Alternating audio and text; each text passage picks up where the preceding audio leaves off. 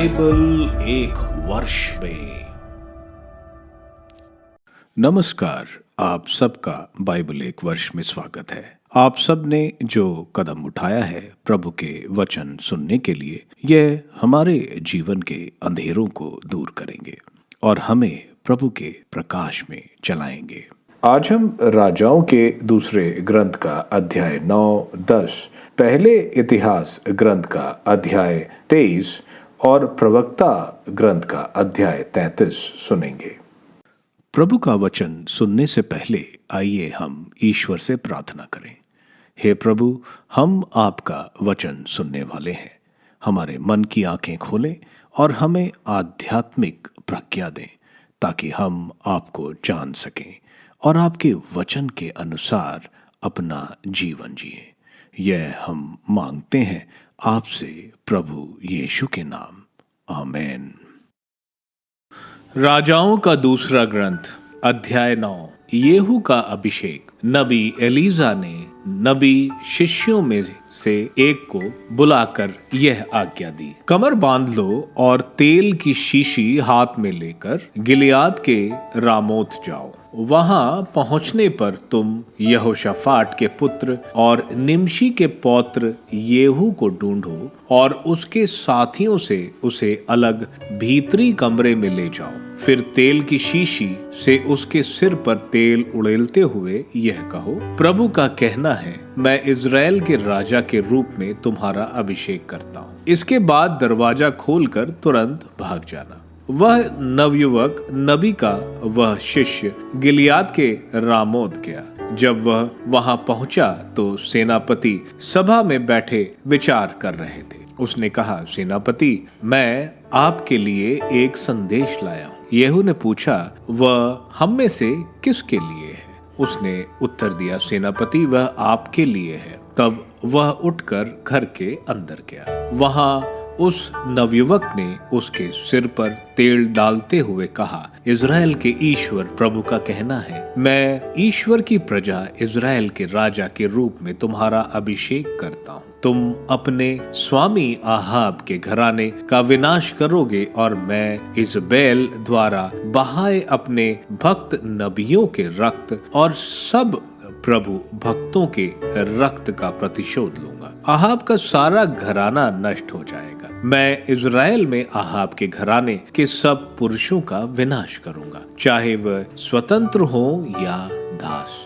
मैं आहाब के घराने के साथ वही करूंगा जो मैंने नाबाट के पुत्र यरोबाम के घराने और अहिया के पुत्र वाशा के घराने के साथ किया। यजीएल के खेत में कुत्ते इज़बेल को फाड़ खाएंगे, उसे कोई भी नहीं दफनाएगा। इसके बाद वह दरवाजा खोलकर भाग गया। येहू के राजा होने की घोषणा। जब येहू अपने स्वामी के सेवकों के पास लौटा तो उन्होंने उससे पूछा, सब ठीक है ना? वह पागल तुम्हारे पास क्यों आया था? उसने उन्हें उत्तर दिया, तुम लोग तो उस आदमी और उसकी बकवास से परिचित हो। उन्होंने कहा, तुम झूठ बोलते हो, हमें सब बताओ। तब उसने मुझसे यह कहा, प्रभु का कहना है, मैं इज़राइल के राजा के रूप में तुम्हारा अभिषेक करता हूँ। तब उन्होंने अपने अपने वस्त्र उसके पैरों के नीचे की सीढ़ियों पर बिछा दिए और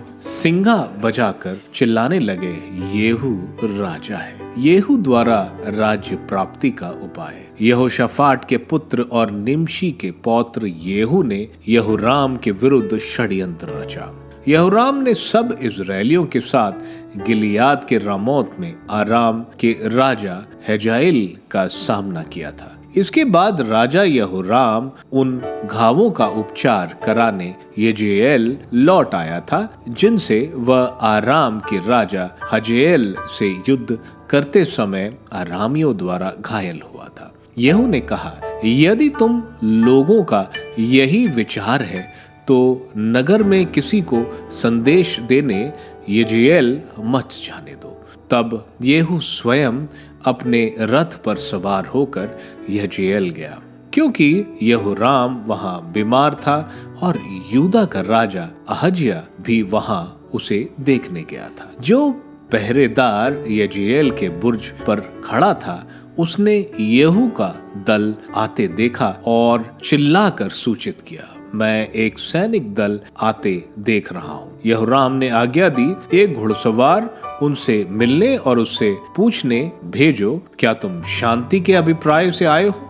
घुड़सवार उनसे मिलने गया और उनसे पूछा, राजा ये पूछते हैं, क्या तुम शांति के अभिप्राय से आए हो? येहू ने उत्तर दिया, शांति से तुमको क्या, मेरे पीछे चले आओ। इधर पहरेदार ने बतलाया, दूत उनसे मिला किंतु वह नहीं लौट रहा है। इसके बाद एक दूसरा घुड़सवार भेजा गया। उसने उनके पास पहुंचने पर कहा, राजा यह पूछता है, क्या तुम शांति के अभिप्राय से आए हो? येहू ने उत्तर दिया, शांति से तुमको क्या, मेरे पीछे चले आओ। पहरेदार ने फिर यह बतलाया, वह भी उनसे मिला है किंतु वह भी नहीं लौट रहा है। चाल से मालूम पड़ता है कि वह निमशी का पौत्र येहू है, क्योंकि वह बड़ी तेजी से रथ हाँक रहा है। यहोराम की हत्या। अब यहोराम ने रथ तैयार करने कहा। इज़राइल का राजा यहोराम और यूदा का राजा अहज्या रथ तैयार कराकर येहू से मिलने निकले। प्रत्येक अपने अपने रथ पर सवार था। वह उससे यजीएली नाबोत के खेत के पास मिले। यहोराम ने येहू को देखकर उससे पूछा, येहू क्या तुम शांति के अभिप्राय से आए हो? उसने उत्तर दिया, जब तक तुम्हारी माता इजबेल की मूर्ति पूजा और जादू टोना चारों ओर चल रहा है, तब तक शांति कहाँ? यहोराम ने लगाम फेर कर भागना चाहा और इसी बीच उसने अजैया से कहा, अजैया यह तो राजद्रोह है। येहू ने अपना धनुष पूरी ताकत के साथ खींचकर यहोराम पर बाण चलाया। बाण उसके कंधे के बीच लगकर उसके हृदय में घुस गया। वह अपने रथ में गिर पड़ा। तब येहू ने अपने अंगरक्षक बिंदकर से कहा, इसे ले जाकर यजेली नाबोत के खेत में फेंक दो। याद करो कि जब हम दोनों, मैं और तुम, उसके पिता आहाब के पीछे घोड़े पर चल रहे थे, तो प्रभु ने इसके विषय में यह भविष्यवाणी की। प्रभु का कहना है, मैंने कल नाबोत और उसके पुत्रों का रक्त देखा। मैं निश्चय ही उस खेत में तुमसे इसका बदला चुकाऊंगा। अब तुम प्रभु की वाणी के अनुसार यहोराम को उठाकर उस खेत में फेंक दो। अहज्या की हत्या। यूदा के राजा अहज्या ने जब यह देखा तो उसने भी बेत हगान की ओर भागना चाहा। येहू ने उसका पीछा कर कहा, उस पर वार करो। उन्होंने यबलाम के पास गूर की चढ़ाई पर उसे उसके रथ पर घायल किया, किंतु वह मगिदो तक भागता चला गया और वहां उसकी मृत्यु हो गई। उसके सेवक उसे रथ में यरूशलेम ले गए और उसे दाऊद नगर में अपने पितरों के पास उसकी कब्र में दफना दिया। अहज्या आहाब के पुत्र यहोराम के 11वें वर्ष यूदा का राजा बना था। इजबेल की हत्या। जैसे ही येहू यजेल आया और इजबेल को इसका पता चला, उसने अपनी आंखों में सुरमा लगाया और अपने बाल सवार कर वह खिड़की से झांकने लगी। जैसे ही येहू ने नगर द्वार में प्रवेश किया, वह बोली, अपने स्वामी के हत्यारे जिमी, क्या तुम शांति के अभिप्राय से आए हो? येहू ने अपनी आंखें खिड़की की ओर उठाकर कहा, मेरे पक्ष में कौन है? कौन है? 2-3 खोजों ने उसे ऊपर से देखा। येहू ने उन्हें इजबेल को नीचे गिराने की आज्ञा दी। उन्होंने उसे नीचे गिरा दिया और उसके रक्त के छींटे दीवार पर घोड़ों पर पड़े और घोड़ों ने इजबेल को कुचल दिया। येहू भीतर गया। उसने खा पी लेने के बाद आज्ञा दी, उस अभिषिक्त स्त्री को देखने जाओ और उसे दफनाने दो, क्योंकि वह एक राजा की पुत्री है। वे उसे दफनाने आए और उन्हें उसकी खोपड़ी, हाथों और पैरों के सिवा कुछ नहीं मिला। वे येहू को सूचना देने लौटे तो उसने कहा, तिशबी एलियास के मुख से कही गई प्रभु की यह वाणी पूरी हो गई। यिज्रेल के खेत में कुत्ते इजबेल को फाड़ खाएंगे और इजबेल की लाश खाद की तरह यिज्रेल के खेत में पड़ी रहेगी, जिससे कोई यह ना कह सके कि इजबेल यही है। राजाओं का दूसरा ग्रंथ अध्याय 10। इजराइल के राजघरानों की हत्या। समरिया में आहाब के 70 पुत्र थे। येहू ने पत्र लिखकर उन्हें समरिया के इजरायली पदाधिकारियों, नेताओं और आहाब के पुत्रों के अभिभावकों के पास भेजा। उसमें यह लिखा हुआ था, तुम्हारे यहाँ तुम्हारे स्वामी के पुत्र हैं, रथ और घोड़े, किलाबंद नगर और शस्त्र हैं। ज्यों ही यह पत्र अपने पास पहुंचे, तुम अपने स्वामी के पुत्रों में सबसे योग्य और ईमानदार को चुनो और उसे उसके पिता के सिंहासन पर बैठाकर अपने स्वामी के घराने के लिए लड़ो। इससे वे भयभीत हो गए और सोचने लगे, देखो, जब 2 राजा मिलकर भी उसके सामने नहीं टिके तो हम कैसे उसका सामना कर सकेंगे। महल के प्रबंधक, नगर प्रशासक, नेताओं और अभिभावकों ने येहू को यह संदेश भेज दिया, हम आपके सेवक हैं और हम आपकी आज्ञा के अनुसार सब कुछ करेंगे। हम किसी को राजा नियुक्त नहीं करेंगे, आप वही कीजिए जो आप उचित समझे।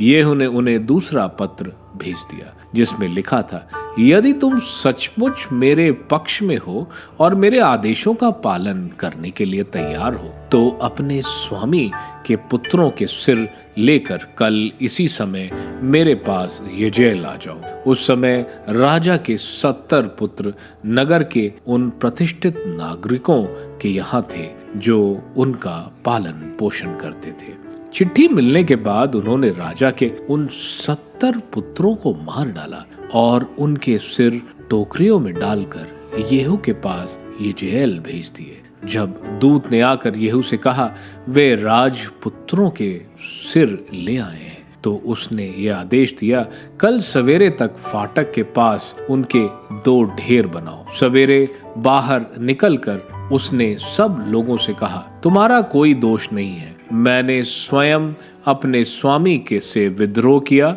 और उसकी हत्या की, किंतु किसने इन सब की हत्या की? इसलिए यह जान लो कि प्रभु ने आहाब के घराने के विषय में जो कुछ कहा था उसका एक भी शब्द व्यर्थ नहीं होगा। उसने अपने सेवक एलियास द्वारा जैसा कहा था, प्रभु ने वैसा ही किया है। इसके बाद येहू ने आहाब के घराने के जो लोग यिज्रेल में बच गए थे, उनके सब बड़े अधिकारियों, उसके घनिष्ठ मित्रों और उसके याजकों को सबको मरवा डाला। उसने एक को भी जीवित नहीं छोड़ा। राज संबंधियों की हत्या। इसके बाद वह समरिया चला गया। रास्ते में चरवाहों के बेत एकेद नामक स्थान के पास येहू की बेट यूदा के राजा अहज्या के भाई बंधुओं से हुई। उसने उनसे पूछा, तुम लोग कौन हो? उन्होंने उत्तर दिया, हम अहज्या के भाई बंधु हैं। हम राजा के पुत्रों और राजमाता के पुत्रों से मिलने आए हैं। येहू ने कहा, इन्हें जीवित पकड़ लो। उन्होंने उन्हें जीवित पकड़ लिया और बेत एकेद के कुएं के पास उन 40 आदमियों का वध किया। उसने उनमें एक को भी जीवित नहीं छोड़ा। येहू और यहोनादाब वह वहां से आगे बढ़ा और उसकी भेंट रेकाब के पुत्र यहोनादाब से हुई जो उससे मिलने आया था। येहू ने उसे नमस्कार किया और पूछा, क्या तुम्हारा हृदय मेरे हृदय के प्रति उस तरह ईमानदार है जिस तरह मेरा हृदय तुम्हारे हृदय के प्रति ईमानदार है? यहोनादाब ने कहा, जी हाँ। इस पर येहू ने कहा, यदि है तो मुझसे हाथ मिलाओ। उसने उससे हाथ मिलाया और येहू ने उसे अपने रथ पर बिठाकर कहा, मेरे साथ आओ और प्रभु के लिए मेरा उत्साह देखो। दोनों येहू के रथ पर आगे बढ़े। समरिया पहुंचकर येहू ने नगर में रहने वाले आहाब का शेष संबंधियों की हत्या की, जैसा प्रभु ने एलिय्याह से कहा था। उसने उन सबों का विनाश किया। बालदेव के पुजारियों की हत्या। इसके बाद येहू ने सब लोगों को बुलाकर उनसे कहा, आहाब ने जो बालदेव की काम पूजा की, येहू उसके अधिक पूजा करेगा। तुम बालदेव के सब नबियों, उसके सब सेवकों और पुजारियों को मेरे पास बुला लाओ। कोई भी छूटने ना पाए, क्योंकि मैं बालदेव को एक महायज्ञ चढ़ाना चाहता हूँ।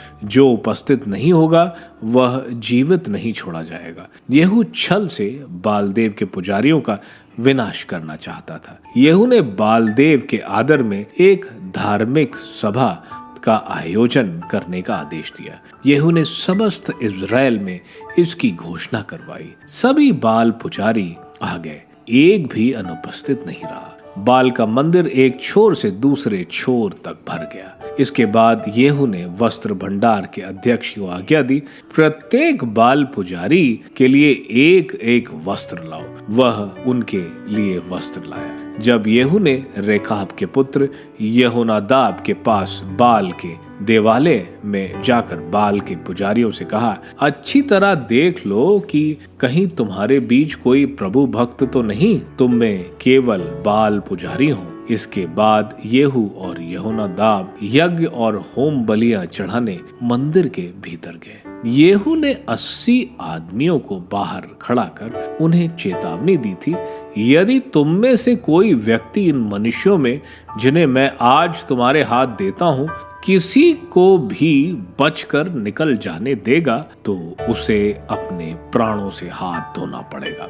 होम बलि चढ़ाने के बाद येहू ने अंगरक्षकों और नायकों को आदेश दिया, अंदर जाकर उन्हें मार डालो, एक भी बच कर निकलने ना पाए। अंगरक्षकों और नायकों ने उन्हें तलवार के घाट उतार दिया और उसकी लाशों को बाहर फेंक दिया। तब उन्होंने बाल के देवालय के अंदर जाकर बाल के देवालय का सामान बाहर निकालकर उसे जला डाला। फिर उन्होंने बाल की मूर्ति नष्ट कर दी, बाल का देवालय गिरा दिया और उसे शौचालय बना डाला। आज तक वह वही है। येहू का शासन काल। इस प्रकार येहू ने इज़राइल से बाल की पूजा समाप्त की, किंतु नाबाट के पुत्र यरोबाम ने इज़राइल से जो पाप करवाए उनसे येहू विमुख नहीं हुआ। उसने बेतेल और दान में सोने के बछड़ों की पूजा समाप्त नहीं की। प्रभु ने येहू से कहा, तुमने वही किया जो मेरी दृष्टि में उचित है और तुमने मेरी इच्छा के अनुसार आहाब के घराने के साथ व्यवहार किया, इसलिए तुम्हारे वंशज 4थी पीढ़ी तक इज़राइल के सिंहासन पर बैठेंगे। परंतु येहू ने प्रभु इज़राइल के ईश्वर की संहिता का सारे हृदय से पालन करने का ध्यान नहीं रखा। यरोबाम ने इज़राइल से जो पाप करवाए थे येहू उनसे विमुख नहीं हुआ। उन्हीं दिनों प्रभु ने इज़राइल देश को छिन्न भिन्न करना प्रारंभ किया। हजएल ने इज़राइलियों को यार्दन के पूर्व के सब प्रांतों में पराजित किया, अर्थात अर्नोन घाटी के पास उरैर से लेकर बाशान तक, गिलियाद, गाद, रूबेन और मनासे तक। येहू की मृत्यु। येहू का शेष इतिहास, उसके कार्यकलाप और उसकी विजयों का वर्णन इज़राइल के राजाओं के इतिहास ग्रंथ में लिखा है। येहू अपने पितरों से जा मिला और उसे समरिया में दफना दिया गया। उसका पुत्र यहोआशाज उसकी जगह राजा बना। येहू ने समरिया में इज़राइल पर 28 वर्ष तक शासन किया। पहला इतिहास ग्रंथ अध्याय 23। लेवियों के दल और उनके कार्य। जब दाऊद बूढ़ा हो गया और उसकी आयु लगभग पूरी हो चुकी थी तो उसने अपने पुत्र सुलेमान को इज़राइल का राजा बनाया। फिर उसने इज़राइल के सब नेताओं, याजकों और लेवियों को एकत्रित किया। उन लेवियों की गणना की गई जिनकी अवस्था 30 वर्ष या उससे अधिक थी। उनकी कुल संख्या 38,000 थी। उनमें 24,000 प्रभु के मंदिर के निर्माण कार्य के निरीक्षण नियुक्त किए गए। 6,000 सचिव और न्यायकर्ता, 4,000 द्वारपाल और 4,000 इसलिए नियुक्त किए गए कि वे उन वादों के द्वारा प्रभु के सामने स्तुति गान करें जिन्हें दाऊद ने बनवाया था। दाऊद ने लेवी के पुत्र गेरशोन का हाथ और मरारी के अनुसार उनको 3 दलों में विभाजित किया। गेरशोनियों में लादान और शिमई थे। लादान के पुत्र उसका पहलौठा पुत्र यहीएल, फिर जेताम और योएल 3। शिमई के पुत्र शलोमोत, हजीएल और हरान 3। ये लादान के घरानों के मुखिया थे। शिमई के पुत्र यहत, जीजा, याऊश और बिरा, ये चारों शिमई के पुत्र थे। इनमें पहला यहत था और दूसरा जीजा। यऊश और बिरा के अधिक पुत्र नहीं थे, इसलिए सेवा के लिए इन दोनों को एक ही घराना समझा गया। कहात के पुत्र अग्रम, यसार, हेब्रोन और उजेल 4। अमराम के पुत्र हारून और मूसा। हारून और उसके पुत्र चुने गए जिससे वे सदा परम पवित्र वस्तुओं की देख रेख किया करें, प्रभु के सामने धूप चढ़ाएं, उसकी सेवा करें और सदा उसके नाम पर आशीर्वाद दिया करें। ईश्वर भक्त मूसा के पुत्र लेवी कुल में सम्मिलित किए गए। मूसा के पुत्र गेरशोम और एलियाजर। गेरशोम के पुत्रों में शबूएल पहला था। एलियाजर का पहला पुत्र रफ्या था। एलियाजर का और कोई पुत्र नहीं था। रहब्या के पुत्रों की संख्या बहुत बड़ी थी। यिसआर के पुत्रों में शलोमित पहला था। हेब्रोन के पुत्र पहला यरिया, दूसरा अमरिया, तीसरा यहीएल और चौथा यकआम। उजिएल के पुत्र पहला माका और दूसरा यशिया। मरारी के पुत्र महली और मूशी। महली के पुत्र एलआजर और कीश। एलाजर पुत्रहीन मरा, उसके केवल पुत्रियां थीं। उनके चचेरे भाइयों कीश के पुत्रों ने उनके साथ विवाह किया। मूशी के पुत्र महली, एदार और यरमोत 3। ये अपने अपने घरानों के अनुसार लेवी के वंशज और अपने अपने घरानों के मुखिया थे। एक एक का नाम पंजीकृत था। ये 20 वर्ष की उम्र से प्रभु के मंदिर में सेवा कार्य करते थे। दाऊद ने कहा था, प्रभु इज़राइल के ईश्वर ने अपनी प्रजा को शांति प्रदान की है और वह सदा यरूशलेम में निवास करता है। जब लेवियों को तंबू और उसकी सेवा के सब सामान को इधर उधर ढोकर ले जाने की आवश्यकता नहीं थी। यह दाऊद के अंतिम आदेश के अनुसार 20 वर्ष और उससे अधिक के लेवियों की गणना थी। उनका काम यह था, प्रभु के मंदिर की सेवा, आंगनों और उपभवनों की देखरेख, समस्त पवित्र सामग्री की शुद्धिकरण और ईश्वर के मंदिर के सेवा कार्यों में हारून के वंशजों की सहायता, भेंट की रोटियां, अन्न बलि के मैदे और बेखमीर चपातियों की देखरेख, उन्हें पकाना और उनमें तेल मिलाना, सामान मापना और तौलना, यह सब उनका काम था। उन्हें प्रतिदिन सवेरे और संध्या समय प्रभु को धन्यवाद देने और उसका स्तुति गान करने उपस्थित होना था। विश्राम दिवसों, अमावस और अन्य पर्वों के अवसर पर जब प्रभु को होम बलियां चढ़ाई जाती थी तो उन्हें निर्धारित संख्या के अनुसार प्रभु के सामने सदा प्रस्तुत रहना था। इस प्रकार उनका काम यह होगा कि वे दर्शन कक्ष और पवित्र स्थान की देखरेख करें और प्रभु के मंदिर में सेवा करने वाले अपने भाइयों हारून के वंशजों की सहायता करें। प्रवक्ता ग्रंथ अध्याय 33। जो प्रभु पर श्रद्धा रखता उस पर विपत्ति नहीं पड़ेगी। प्रभु हर संकट से उसकी रक्षा करे और उसे सब बुराइयों से बचाएगा। प्रज्ञा संपन्न व्यक्ति आज्ञाओं और धर्माचरण से घृणा नहीं करता। वह आंधी में जहाज की तरह हचकोले नहीं खाता। समझदार व्यक्ति प्रभु के वचन पर निर्भर रहता और संहिता को देववाणी समझता है। अपने भाषण की तैयारी करो और लोग तुमको ध्यान से सुनेंगे। प्राप्त ज्ञान पर विचार करने के बाद ही उत्तर दो। मूर्ख का हृदय गाड़ी के पहिए जैसा है और उसकी चिंतन घूमती धुरी जैसा। उपहास करने वाला मित्र उस सवारी घोड़े जैसा है जो हिनहिनाता है जब कोई उस पर सवार होता है। असमानता कोई दिन किसी दूसरे दिन से अधिक महत्व क्यों रखता है, जबकि वर्ष भर के दिन सूर्य से ही प्रकाश प्राप्त करते हैं। प्रभु की प्रज्ञा उनमें अंतर उत्पन्न करती है। उसने विभिन्न ऋतुओं और पर्व निर्धारित किए। उसने कुछ दिनों को महत्व देकर पवित्र किया और कुछ को साधारण दिनों की श्रेणी में रखा। मिट्टी से सब मनुष्यों की उत्पत्ति की और पृथ्वी में आदम की सृष्टि हुई। प्रभु ने अपने अपार प्रज्ञा से उन्हें आसमान बनाया और उनके लिए भिन्न भिन्न मार्ग निर्धारित किए। उसने कुछ को आशीर्वाद दिया और महान बनाया, कुछ को पवित्र किया और अपने निकट आने दिया, और कुछ को अभिशाप दिया, नीचा दिखाया और उनके स्थान से उन्हें गिराया। जैसे कुम्हार अपने हाथों से मिट्टी गढ़ता और अपनी इच्छा के अनुसार उसे आकार देता है, वैसे ही सृष्टिकर्ता का हाथ मनुष्य को अपने निर्णय के अनुसार बनाता है। जिस तरह बुराई और भलाई में, मृत्यु और जीवन में विरोध होता है, उसी तरह सधर्मी और पापी में इस प्रकार सर्वोच्च प्रभु की सब कृतियों में परस्पर विरोधी दो तत्व देखो। मैं जो सबके बाद जगह और अंगूर तोड़ने वाले के पीछे अंगूर बटोरता हूँ, किंतु प्रभु के आशीर्वाद से मैं आगे बढ़ा और दूसरों की तरह मैंने अपना अंगूर कुंड भर दिया। यह समझो कि मैंने अपने लिए नहीं बल्कि उन सब के लिए परिश्रम किया जो शिक्षा की खोज में लगे रहते हैं। घर का प्रबंध, प्रजा के शासकों मेरी बात सुनो, सभा के नेताओं ध्यान दो। तुम अपने जीवन काल में किसी को अपने ऊपर अधिकार मत दो, ना तो अपने पुत्र को, ना अपनी पत्नी को, न भाई बहन और अपने मित्र को।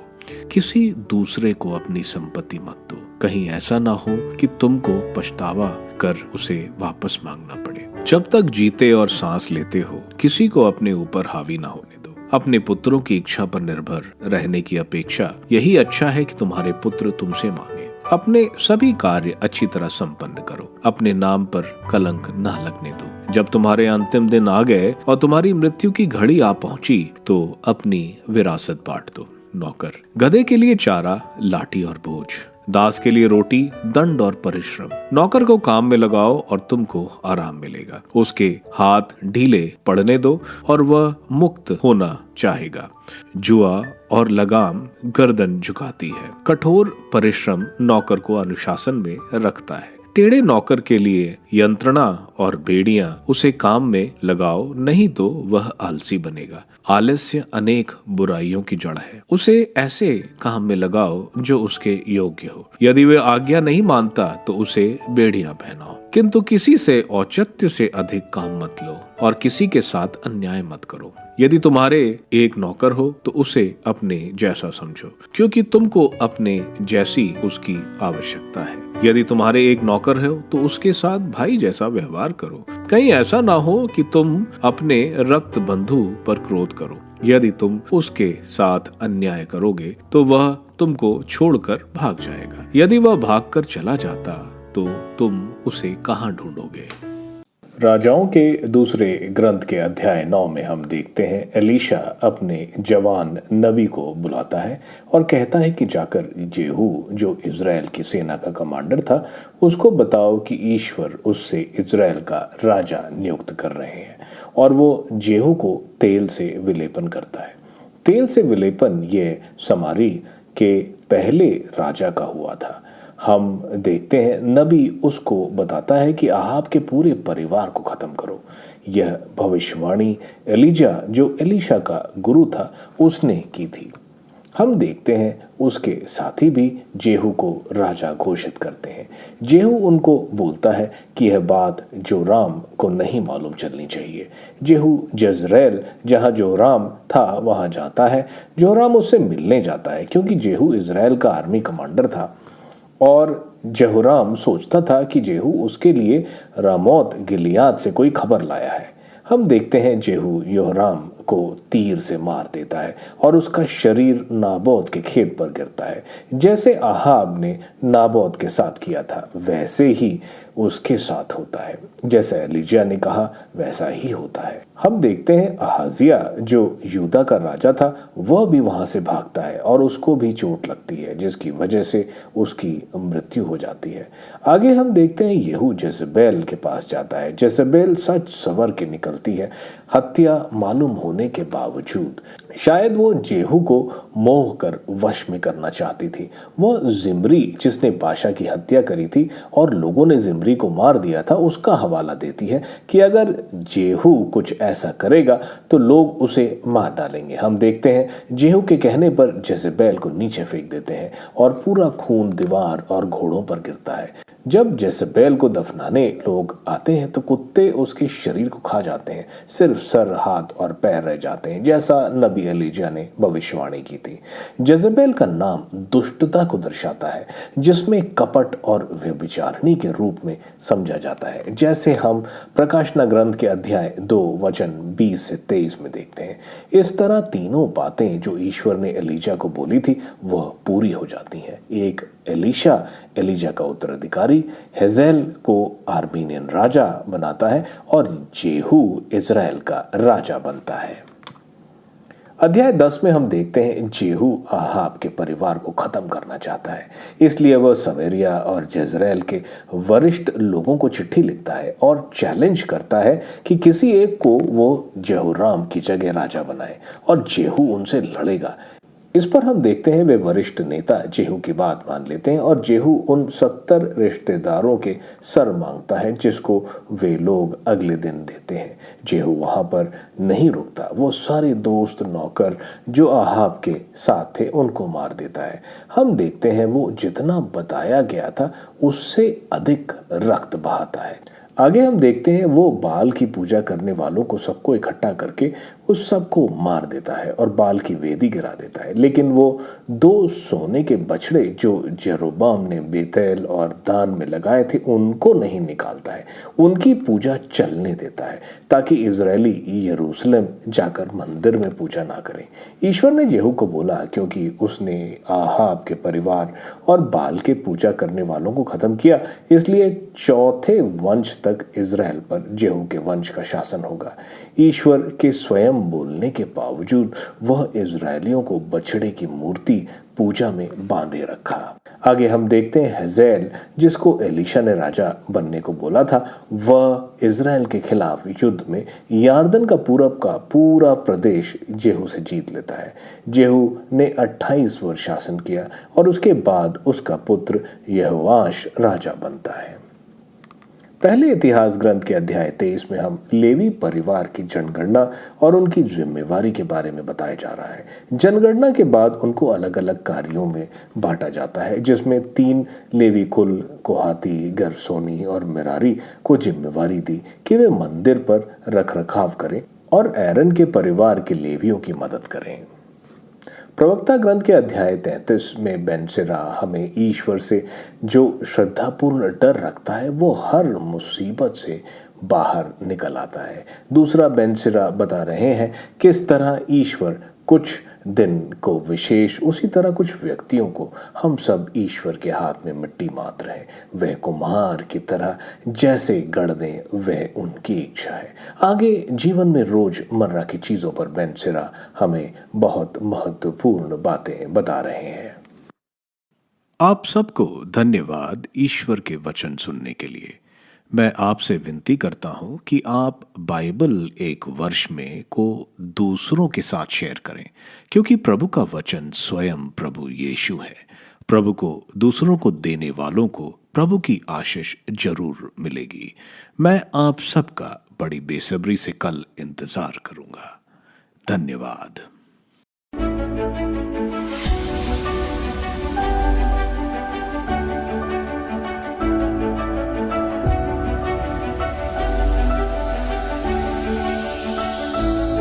बाइबल एक वर्ष में